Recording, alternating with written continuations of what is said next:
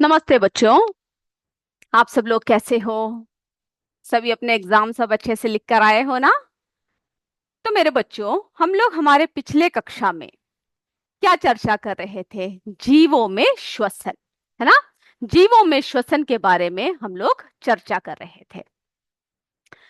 तो बच्चों, हमने क्या देखा? जीवों में श्वसन यानी श्वसन की प्रक्रिया के बारे में हमने चर्चा किया, है ना? श्वसन क्या होता है? यानी हम लोग जब सांस लेते हैं, सांस लेने में हम लोग क्या करते हैं बच्चों? ऑक्सीजन से भरी वायु को अंदर खींचते हैं और कार्बन डाइऑक्साइड से भरी हुई वायु को बाहर निकालते हैं। इन सब के बारे में हमने चर्चा किया। फिर हमने श्वसन के प्रकार के बारे में आपसे बात किया, जिसमें से हमने वायवीय श्वसन के बारे में चर्चा की। यानी दो प्रकार के होते हैं, वायवीय श्वसन और अवायवीय श्वसन, है ना? इतनी बातें हमने जो है आपको बताई। तो बच्चों, वायवीय श्वसन हमने आपको क्या बताया था? क्या होता है वायवीय श्वसन? जब ग्लूकोज का विखंडन ऑक्सीजन के उपयोग द्वारा होता है। यानी जब हम लोग जो है ग्लूकोज का विखंडन कैसे करते हैं? जब ऑक्सीजन का उपयोग जिसमें होता है, जब हम ऑक्सीजन इस्तेमाल करते हैं, तब जो है क्या कहते हैं हम लोग उसे? वायवीय श्वसन कहते हैं। यानी हमने आपको क्या बताया था? ग्लूकोज प्लस ऑक्सीजन क्या बनता है? कार्बन डाइऑक्साइड प्लस जल, और उससे हमें क्या मिलता है? ऊर्जा मिलता है। अब हम दूसरे इसके बारे में चर्चा करेंगे, जो है अवायवीय श्वसन। ठीक है, अब जरा ये समझ लीजिए क्या है। तो बच्चों, जब ग्लूकोज का विखंडन बिना ऑक्सीजन के उपयोग द्वारा होता है, तो हमने आपसे कहा था ना कि आप सोचोगे कि किस तरह से बिना ऑक्सीजन के हम लोग सांस लेंगे, या फिर बिना ऑक्सीजन के किस तरह से जो है हमें क्या मिलेगा? ऊर्जा मिलेगा, है ना? तो जब हमने आपसे बोला था कि जब हम लोग जो है व्यायाम करते हैं या खेल कूद कुछ करते हैं, तो क्या होता है? हमारी सांस जो है फूलने लगती है ना? थोड़े समय के लिए क्या हो जाता है? हमारे सांस फूलने लगती है और हमें अधिक ऑक्सीजन की जरूरत होती है, जो हमारे शरीर में क्या नहीं होता है। तो उस समय जो है हमारे मांसपेशियां जो है क्या करती है? वो जो है यानी ज्यादा ऑक्सीजन के लिए क्या करते हैं? ज्यादा ऑक्सीजन को हम लोग जो है उस समय इस्तेमाल करते हैं। तब हम लोग जो है अवायवीय रूप से हमारे मांसपेशियां जो है थोड़े समय के लिए क्या लेते हैं? सांस लेते हैं। ठीक है, तो ग्लूकोज का विखंडन बिना ऑक्सीजन के उपयोग द्वारा जब होता है, तो उसे हम लोग क्या कहते हैं? अवायवीय श्वसन कहते हैं। ठीक है। अब जैसे कि बच्चों, ईस्ट है। ईस्ट जो एक कोशिकीय जीव है। हमने देखा है ना, जब ईस्ट का इस्तेमाल जो है आपकी मम्मी जब कोई जैसे कि कोई भी चपाती बना रही है, किसी में भी आप जब डालते हैं, तो क्या होता है? वो दो गुना हो जाता है। तो ईस्ट जो है बच्चों, वो क्या होता है? वो जो है एक कोशिकीय जीव है। ठीक है। ईस्ट जो है, अगर आप अपने मम्मी से पूछो तो आपकी मम्मी आपको घर में दिखा सकती है। ज्यादातर घरों में जो है क्या होता है? ईस्ट होता है। ठीक है, ये क्या है? ये देख रहे हो? ये जो है, ये क्या है? ये ईस्ट क्या है बच्चों? ये जो है एक कोशिकीय जीव है। और ये जो ईस्ट होता है, ये भी क्या कर सकता है? अवायवीय रूप से श्वसन कर सकता है। जैसे कि हम लोग जो है मैदे सब में जब डालते हैं, जब गूंद कर क्या कहते हैं, थोड़ी सी ईस्ट जब डाल देते हैं, तो हम देखते हैं कि ये जो हमारा मैदा है वो बहुत फूलने लगता है ना? फूल जाती है। या फिर आप जब डोसा या इडली सब बनाते हो, उसकी जब भी कोई बैटर तैयार करते हो, तो उसमें भी जब ऐसे डाल दो तो क्या हो जाता है? वो फूलने लगता है। तो ईस्ट जो होता है, उसमें से क्या निकलता है? कार्बन डाइऑक्साइड निकलता है। ठीक है, ये जो है क्या कर सकता है? अवायवीय रूप से श्वसन कर सकता है। तो ये सब जो है आपकी किताब में थोड़ी सी डिटेल्स में नहीं दे रखा है, लेकिन हम आपको जरा बता रहे हैं। और हमने फिर क्या देखा कि जब हम जो है दौड़ते हैं, खेल कूद करते हैं, या फिर ऐसे कोई व्यायाम करते हैं, जब हमें ऊर्जा की अधिक आवश्यकता होती है, तब क्या होता है? हमारे शरीर में जो है ऊर्जा के लिए हम लोग क्या करते हैं? अधिक, यानी अधिक हमारे सांस फूलने लगती है और हमें अधिक ऊर्जा की जरूरत होती है। तो बिना ऑक्सीजन के हमारे मांसपेशियां जो है थोड़े समय के लिए सांस लेते हैं। तो ये जरा देखिए आप। तो ग्लूकोज, ये देखिए, बिना ऑक्सीजन के ठीक है, जब ग्लूकोज का क्या होता है, बिना ऑक्सीजन के जब उसका विखंडन होता है तब क्या होता है, अल्कोहल, जैसे कि ईस्ट में क्या प्रोड्यूस हुआ, अल्कोहल प्लस कार्बन डाइऑक्साइड, और उसके द्वारा क्या निकलता है, ऊर्जा निकलता है। और वैसे ही हम लोग जो है जब ज्यादा देर तक खेल कूद सब करते हैं तो तब क्या होता है, हमारे शरीर में क्या फॉर्म होता है बच्चों, लैक्टिक अम्ल बनता है। ठीक है, लैक्टिक अम्ल यानी बिना ग्लूकोज के, यानी जब जो है ऑक्सीजन के बिना, ठीक है, ऑक्सीजन के बिना क्या होता है, हमारे शरीर जब काम करता है थोड़े समय के लिए, हमारा शरीर जब काम करता है तब क्या होता है, लैक्टिक अम्ल बनता है। ठीक है, तो यहां पर इसकी जगह पर क्या बनेगा, ये अल्कोहल की जगह पर लैक्टिक अम्ल बनेगा। आपने देखा है ना, जब कोई गेम स्पोर्ट्स सब होते हैं आपके स्कूल में, है ना, तो आप लोग जो है दौड़ते हो और आपको जो है आपकी सांस फूलती है, लेकिन फिर भी आप क्या नहीं करते, रुकते नहीं हो, है ना, दौड़ते रहते हो, तो उस समय जो है आपके शरीर में क्या बनता है, लैक्टिक अम्ल। ठीक है, और उससे जो निकलता है उसी ऊर्जा का हम लोग क्या करते हैं, हमारे शरीर को उससे हमें एनर्जी मिलती है। और हमने देखा होगा ना कि जब हम ज्यादा कोई काम कर ले या दौड़ ले भाग ले तो हमारे शरीर में बहुत दर्द होता है, जब घर वापस आते हो तो आप कहते हैं कि मम्मी बहुत दर्द हो रहा है, सर हाथ में या पैर में बहुत दर्द हो रहा है, तो आपकी मम्मी क्या कहती है, या तो गर्म पानी से नहा लो या गर्म तेल की मालिश कर लो, जिसकी वजह से क्या होता है, हमारा शरीर का दर्द कम हो जाता है। तो ऐसा दर्द क्यों होता है, हमारा शरीर जो है थोड़े समय के लिए बिना ऑक्सीजन के जब क्या करता है, काम करता है, तो हमारे शरीर में क्या जमा हो जाता है, लैक्टिक अम्ल जमा हो जाता है। ठीक है, तो ये बात समझ में आ गई ना, वायवीय श्वसन और अवायवीय श्वसन, दो तरीके के श्वसन के बारे में हमने अभी आपसे बात किया। ओके, अब हम लोग जो है मानव का श्वसन तंत्र देखते हैं। किसके बारे में बात कर रहे हैं अभी हम, मानव श्वसन तंत्र। सबसे पहले हम आपको जरा चित्र दिखा दे, जो आपके किताब में दे रखा है चित्र, और उसको बच्चों आपको बनाना भी है। ठीक है, चलिए जरा देखते हैं हम लोग। पहले जो है हम आपको चित्र के जरिए क्या करते हैं, जरा ये समझाते हैं। चलिए, ये जो है चित्र, ये आपकी किताब में दिया हुआ है। ठीक है, तो जरा देखिए, ये है मनुष्य के श्वसन के विभिन्न भाग। मनुष्य के श्वसन के विभिन्न भाग है ये। तो इसको क्या करना है, ये हमारा मानव श्वसन तंत्र है, जिसके द्वारा हम लोग क्या करते हैं, सांस लेते हैं। तो पहले जरा समझ ले इसको, ये देख रहे हो, ये है हमारा नसा द्वार। ठीक है, जहां से क्या होती है, आपके नाक से देखा ना, दो छेद होते हैं हमारे नाक में, जहां से क्या होता है बच्चों, हमारे नाक में जो है क्या आता है, वायु जो है अंदर आता है। ठीक है, क्या आता है हमारे शरीर के अंदर, हमारे शरीर में जो है वायु जो है क्या करता है, अंदर को आता है। फिर जो है ये देख रहे हो, यहां पर क्या दिख रहा है आपको, ये है हमारा मुख गुहा। ठीक है, इसको क्या कहते हैं, ये हमारा क्या है, मुख गुहा है।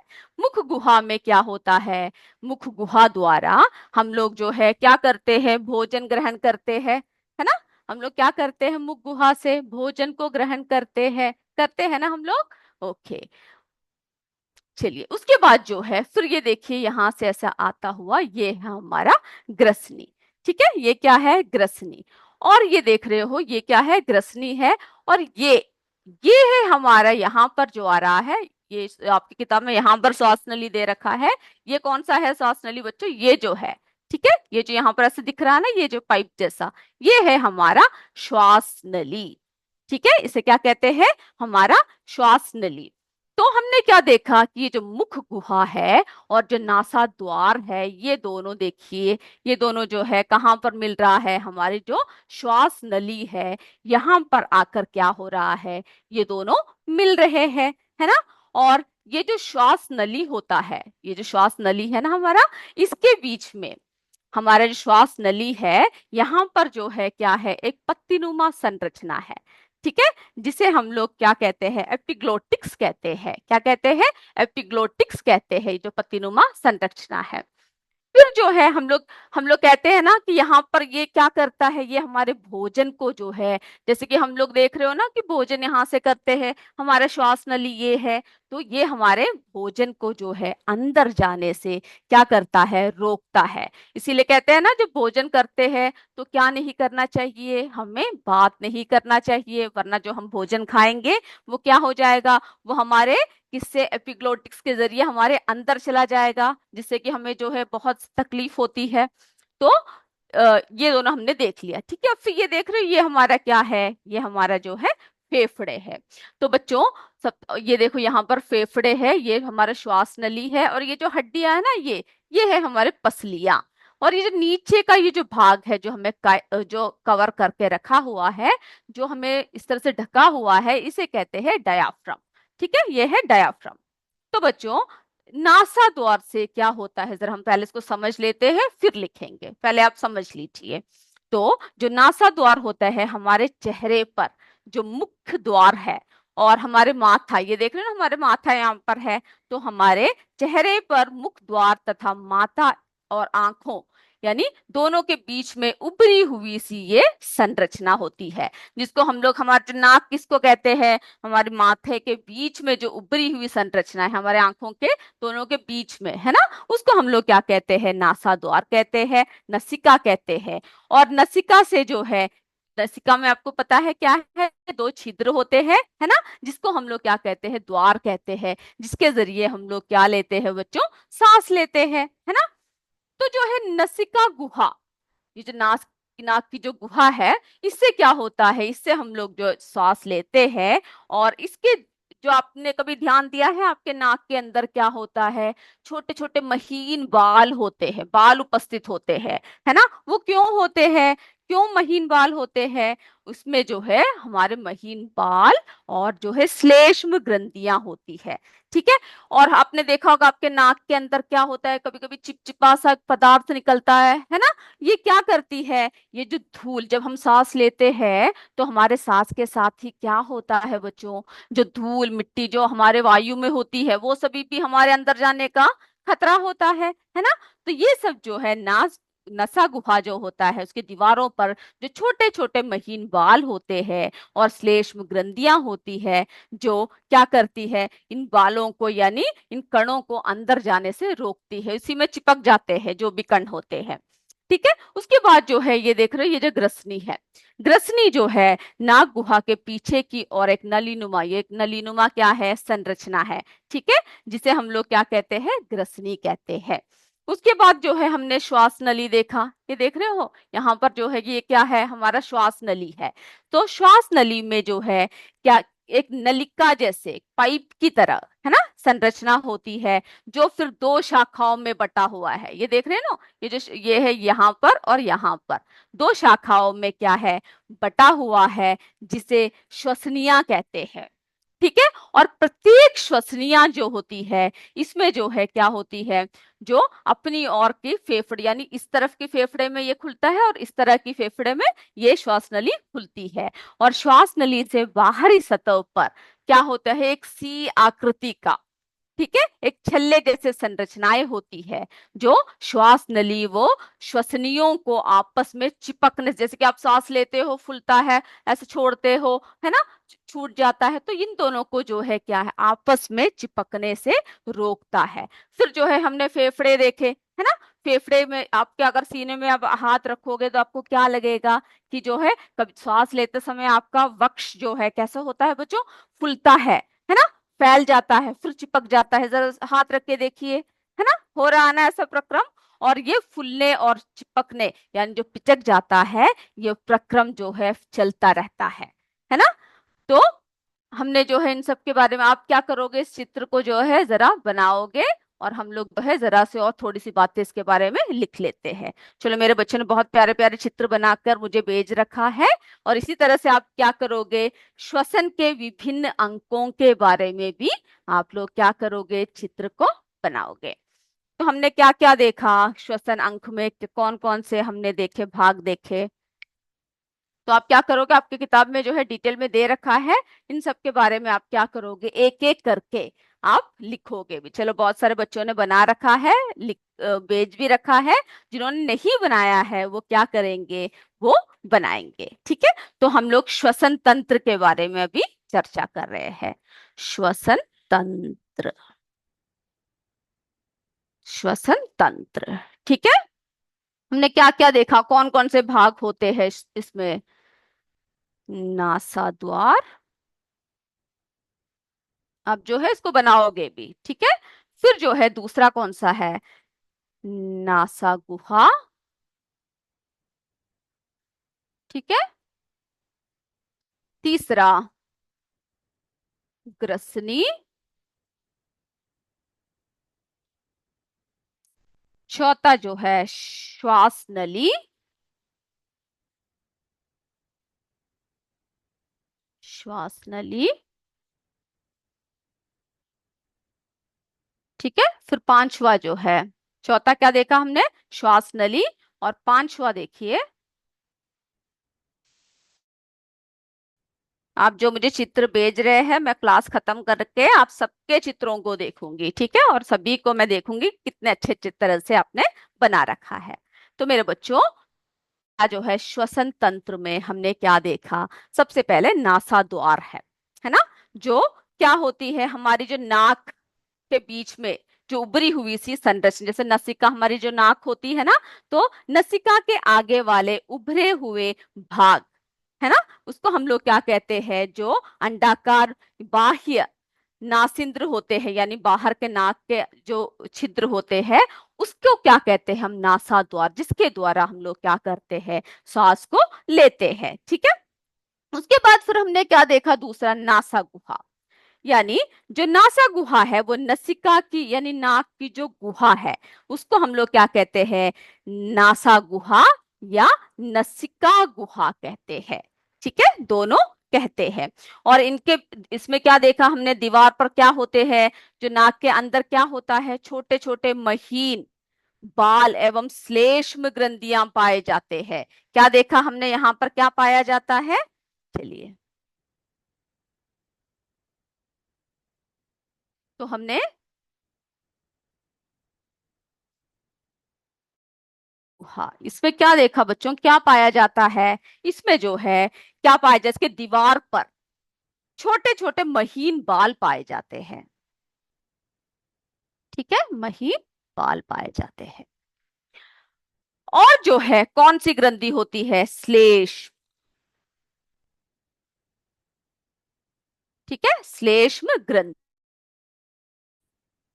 यहाँ पर क्या होता है, श्लेष्म ग्रंथियां होती है। चलिए,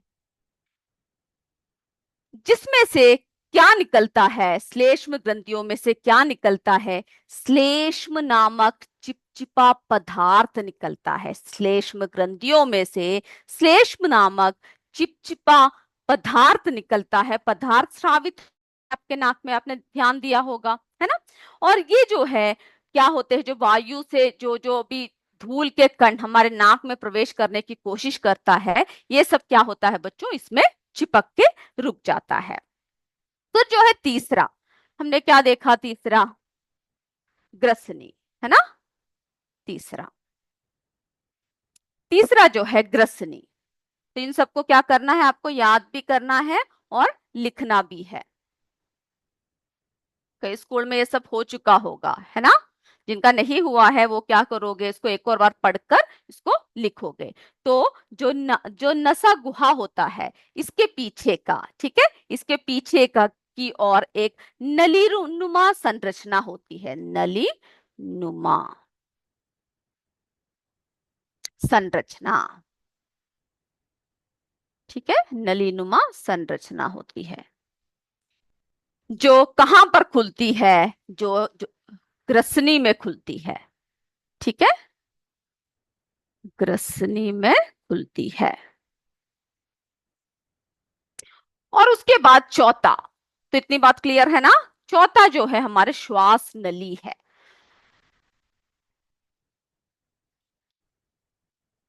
ये पॉइंट्स को अभी आपको लिखने की जरूरत नहीं है, ये सारे जो है डिटेल्स आपकी किताब में दे रखा है। ठीक है, वही से लिखना काफी है। फिर जो है हमने क्या देखा, श्वास नली।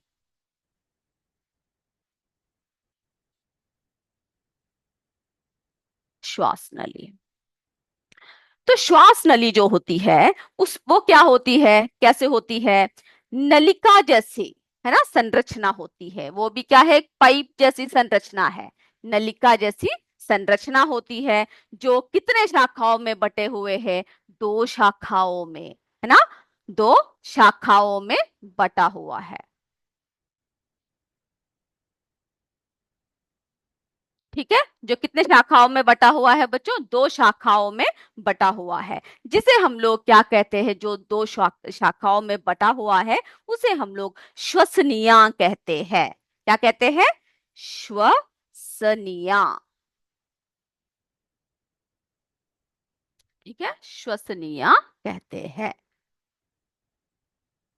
और प्रत्येक श्वसनी, ठीक है, तो दो शाखाएं देखी जिसको हम क्या कहते हैं बच्चों, जिसे हम श्वसनिया कहते हैं।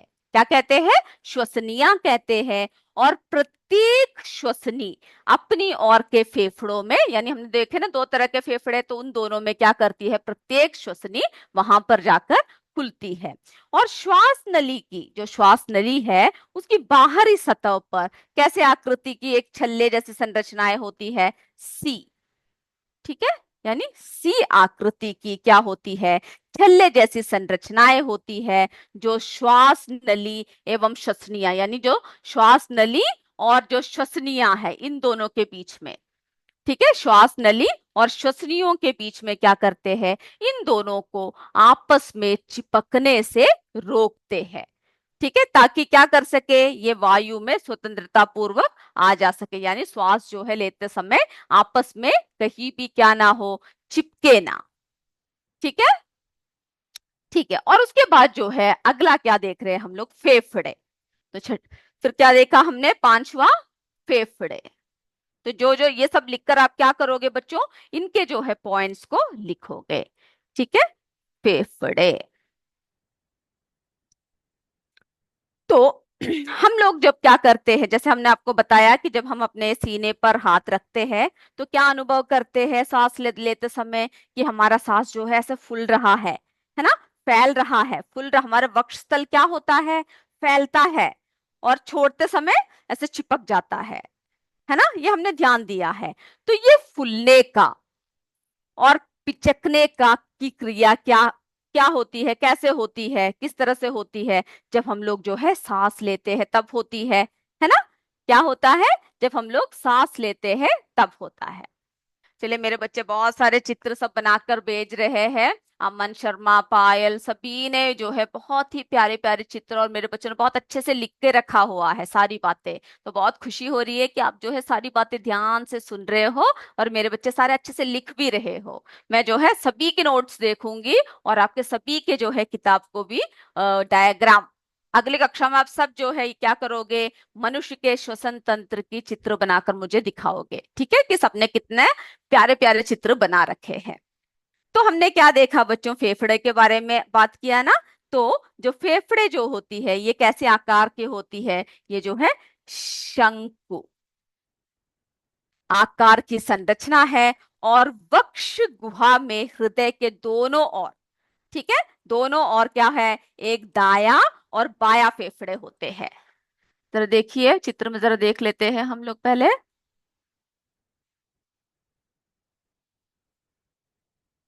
चलिए, ये देख रहे हो ना, क्या है, दाया और बाया दो फेफड़े देख रहे हो ना, दाया और बाया फेफड़े जो है होता है। और इसकी आकृति देख रहे हो ना, कैसे आकृति है, एक शंकु आकृति की है, शंख की तरह आकृति की होती है। और जो वक्ष गुफा में हृदय की दोनों ओर, ठीक है, हृदय की क्या है, दोनों ओर क्या होता है, एक दाया और बाया फेफड़ा होता है। तो जो श्वसनिया होती है फेफड़ों के भीतर, क्या ये देख रहे हो सब महीन महीन, देख रहे हो ना, महीन महीन पाइप जैसी संरचना है। तो असंख्य वायु कुपिकाएं खुलती है, यानी ये देख रहे हो कितने सारे असंख्य वायु की कुपिकाएं यहाँ पर खुलती है। और ये वायु कुपिकाएं ही वे स्थान है जहां पर क्या करता है, ऑक्सीजन और कार्बन डाइऑक्साइड गैस का आदान प्रदान में हमें जो है क्या करता है, सहायता करता है। तो वो हमारी श्वसन प्रक्रिया है, क्या है, हमारा जो है श्वसन प्रक्रिया है।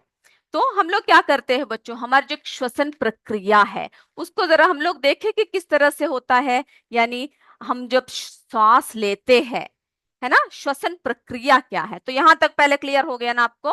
श्वसन तंत्र, है ना, श्वसन तंत्र में हमने जो जो भाग आपको बताए, मैं उम्मीद कर रही हूँ वो सारी बातें आपको जो है क्या है, क्लियर है। उसके बाद जो है श्वसन प्रक्रिया के बारे में बात करेंगे, तो उससे पहले हम लोग क्या करेंगे, जो आपके किताब में जो दे रखा है कुछ और भी जाने, ठीक है, उसको भी क्या कीजिएगा, जो जो बॉक्स में जो जो बातें देते हैं ना बच्चों, उन सबको भी आप क्या कीजिएगा, जरा अच्छे से पढ़कर आइएगा। तो उसमें हमने क्या क्या देखा, श्लेष्म ग्रंथियां देखा, है ना, और जो है ग्रसनी, और ये पॉइंट्स को भी लिख लीजिए, एपिग्लोटिक्स किसे कहते हैं, कभी पूछ सकते हैं, तो जरा इसको पहले आप लिख लीजिए। उसके बाद हम लोग जो है उसकी प्रक्रिया की तरफ चलेंगे। एपिक्लोटिक्स,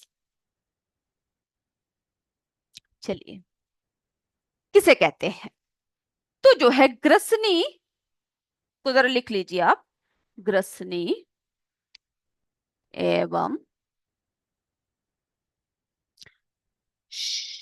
श्वास नली, ठीक है, श्वास नली, चलिए, श्वास नली के प्रवेश द्वार पर, प्रवेश द्वार पर एक पत्ती नुमा, कैसे संरचना होती है, एक पत्ती नुमा संरचना, पत्ती नुमा संरचना, ठीक है, एक पत्ती नुमा जो है क्या होता है बच्चों, संरचना होती है, नहीं एक ढक्कन जैसी होती है, जिसको हम लोग क्या कहते हैं, एपिग्लोटिक्स कहते हैं, जिसको हम लोग क्या कहते हैं, एपिग्लोटिक्स कहते हैं, जो क्या सहायता करती है, जब हम खाना खाते हैं तो हमारे जो, तो इसीलिए इसमें क्या होता है, ढक्कन जैसे होती है, ठीक है, ये क्या किसमें मदद करती है, जब हम लोग खाना खाते हैं तो हमारे भोजन के कणों को श्वास नली में जाने नहीं देती है, श्वास नली में जाने से एपिग्लोटिक्स क्या करता है, रोकता है, ठीक है, क्या करता है, रोकता है। तो क्या काम है अगर पूछा जाए, क्या किसमें मदद करती है, तो आप लोग क्या बोलोगे, जब हम खाना खाते हैं, खाते समय भोजन के कणों को, किसके कणों को, भोजन के कणों को श्वास नली में जाने से क्या करता है, ये रोकता है।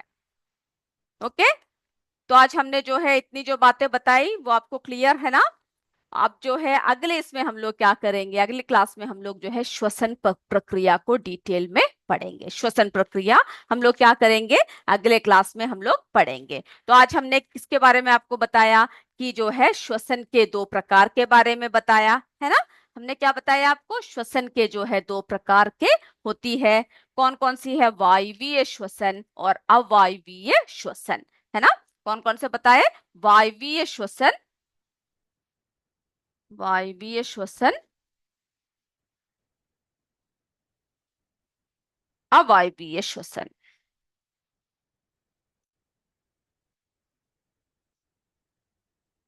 अवायवीय श्वसन, जिसमें हमने क्या देखा, जब हम लोग ग्लूकोज का, जब क्या होता है, ग्लूकोज का विखंडन ऑक्सीजन के उपयोग में, यानी ऑक्सीजन के जरिए उपयोग में जब होता है, तब क्या होता है, वो वायवीय श्वसन होता है। और अवायवीय श्वसन कब होता है, जब हम लोग ऑक्सीजन की अनुपस्थिति में क्या करते हैं, जब हम लोग जो है कार्य करते हैं, जब भोजन का विखंडन कब होता है, ऑक्सीजन की अनुपस्थिति में, यानी इसमें ऑक्सीजन नहीं होता है, थोड़े समय के लिए हमारा शरीर जो है ऑक्सीजन की अनुपस्थिति में जब कार्य करता है। और जो वायवीय श्वसन होता है, इसमें क्या होता है, इसमें उच्च मात्रा में ऊर्जा उत्पन्न होती है, यानी बहुत एनर्जी होती है इसमें, है ना, उच्च मात्रा में।